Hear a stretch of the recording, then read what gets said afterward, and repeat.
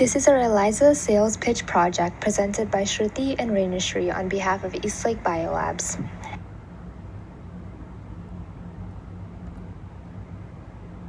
In a direct ELISA, an enzyme-conjugated antibody attaches to the antigen and the substrate binds directly to the antibody.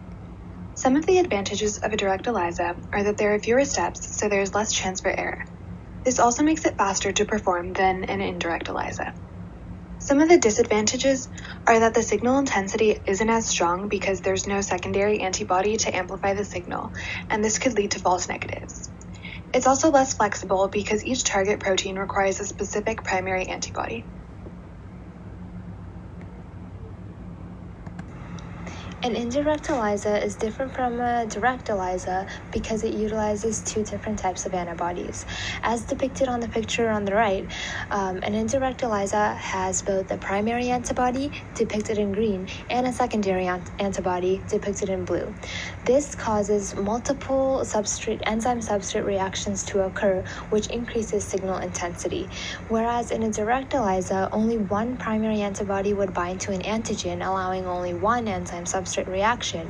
In an indirect ELISA, two more secondary antibodies will bind to the same primary antibody, allowing two enzyme-substrate reactions. This is what increases the signal intensity. Another advantage of an indirect ELISA is that it is much more flexible.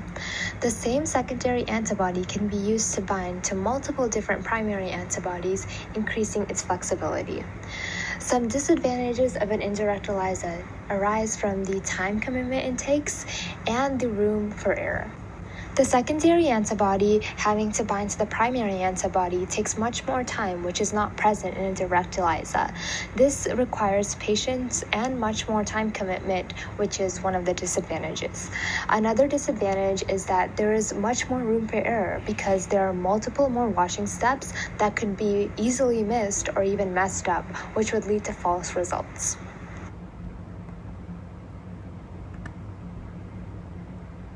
An antibody detection ELISA can be used to detect the antibodies for a particular disease, in this case, COVID-19. When someone contracts a disease, the adaptive immune system produces specific antibodies to fight off that virus.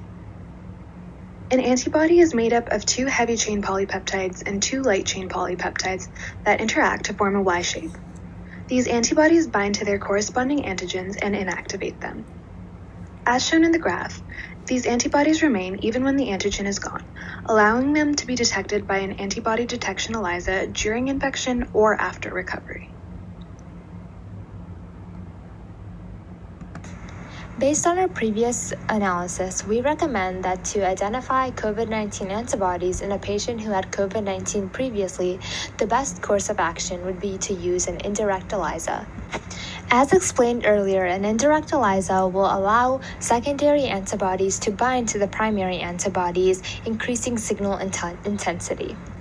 Although an indirect ELISA requires much more of a time commitment than a direct ELISA, an indirect ELISA will yield the most accurate results. Since a direct ELISA doesn't have such a great signal intensity, it is much more likely that the results given by a direct ELISA could yield false negatives.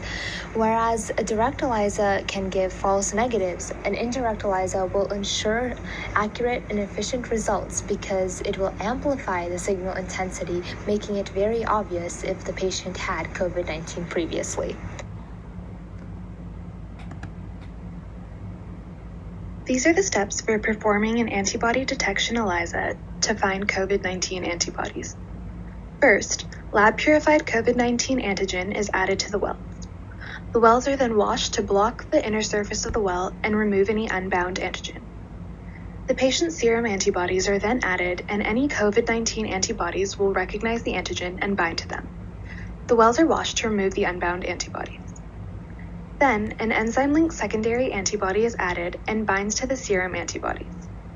The wells are washed again to remove the unbound secondary antibodies. Finally, enzyme substrate is added, and the wells are observed to see if any color change occurs. Finally, the enzyme-linked secondary antibody is given its proper substrate. If the secondary antibody has bound to a primary antibody, the substrate will bind to the enzyme and initiate a color change, like depicted in the picture.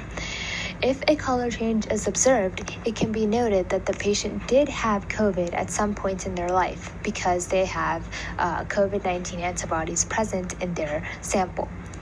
If no color change is observed after the substrate is added to the sample, it can be assumed that the patient has never had COVID because the secondary antibody did not bind to the primary antibody, also known as the COVID-19 antibodies present in the patient's serum.